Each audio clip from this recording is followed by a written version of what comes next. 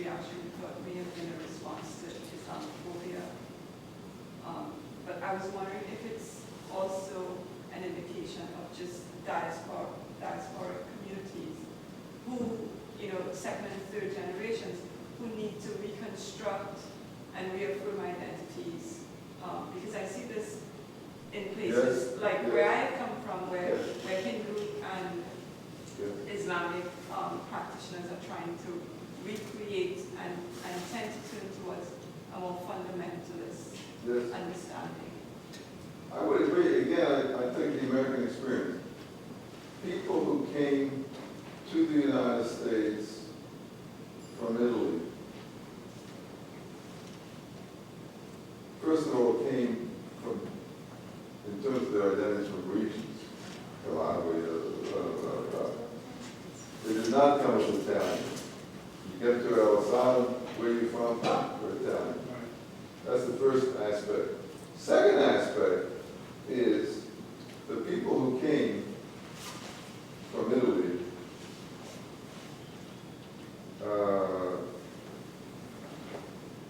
became Catholics with the immigrant churches in the United States, because the secularization in Italy had accentuated in the 19th century.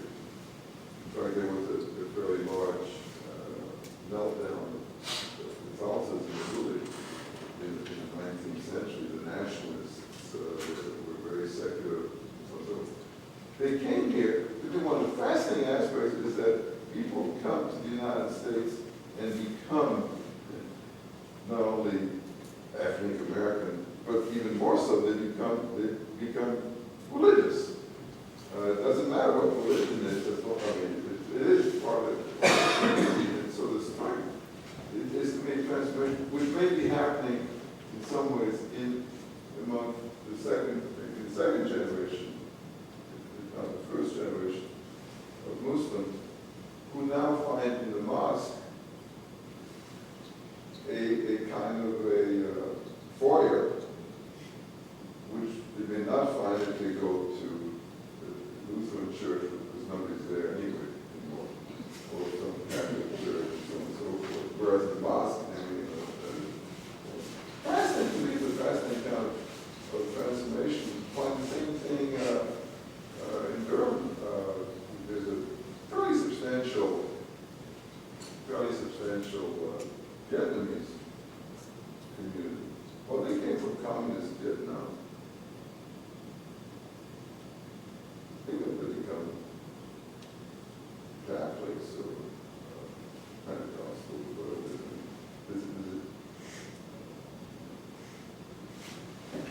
I have to admit that I only have a surface familiarity with Durkheim's work, but I was curious, in terms of comparing Muslim reaction to cartoons that blaspheme Muhammad and Christians' reactions to cartoons that blaspheme Christ, just in general in the U.S., if there's anything to do with how, when different sacred concepts come into conflict with each other, well, I don't know how to say this, well, it's internal to their belief structures, or it's a comparison thing, to the extent where you have Americans that might consider themselves, would self-identify as Christians and consider things associated with it sacred, and at the same time still have uphold secularized American values such as freedom of speech, so that when they come into conflict, it's a direct conflict between two sacreds in their own belief system, as opposed to Muslims who may simply hold the one part of it sacred, Yes. and then there's a conflict between them. Does any of Durkheim's work address directly how people deal with this internal conflict of sacreds? Because, I mean, usually you're talking about one system of sacred beliefs that were designed in such a way not to come into conflict with each other, Right. as opposed to something like freedom of speech and certain fundamentalist religious beliefs that could very easily come into conflict with each other.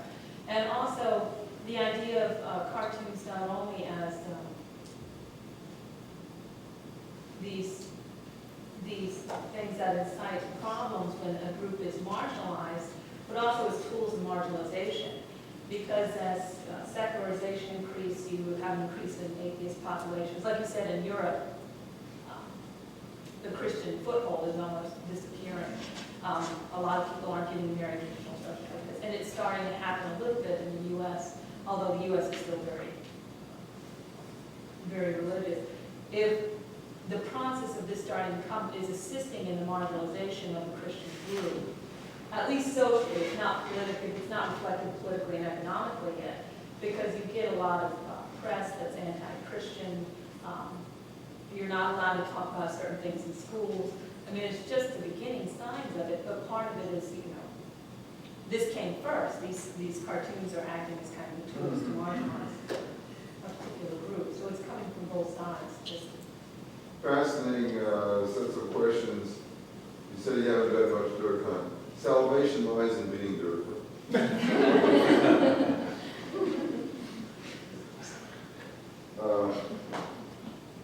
Because, okay, the limitations of Durkheim's own work is that I think his work is a brilliant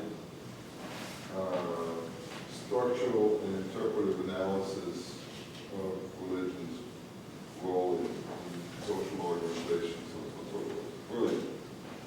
But it has one limitation, that he faced, as his empirical effort, a homogeneous society, right? So that religion is, well,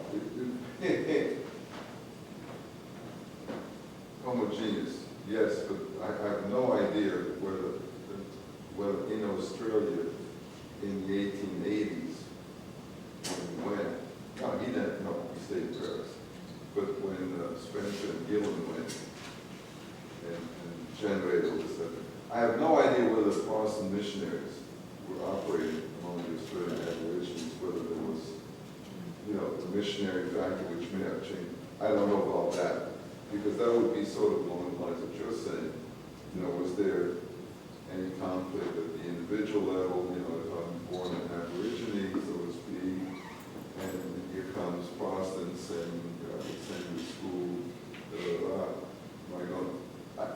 that might be interesting for secondary analysis of the Australian case today. But leaving that aside, he deals with a homogeneous society, which is, for France, he's writing 1912. Yeah, there is a Protestant minority, and there are the secularists. Culturally, though, 1912, France still gives the impression of being Catholic, with, of course, the laicite orientation of lay government. But in some ways, he's not that far away. We're not still that far away from the Protestant country. So your questions are very good in terms of in our contemporary situation, so multiple religious identities. I just want to take 1 second to recognize one of the very best graduate students that I ever had at Duke, which is Dr. Brigitte Demir, who's not too far away from here. I certainly appreciate your coming for this rendering. thank you. Great to see you. Okay, thanks. Actually, I first wanted to thank Ed for showing us that even while lecturing, he was continually traveling. Really backs up my concept. Upholding your thesis. Yeah, upholding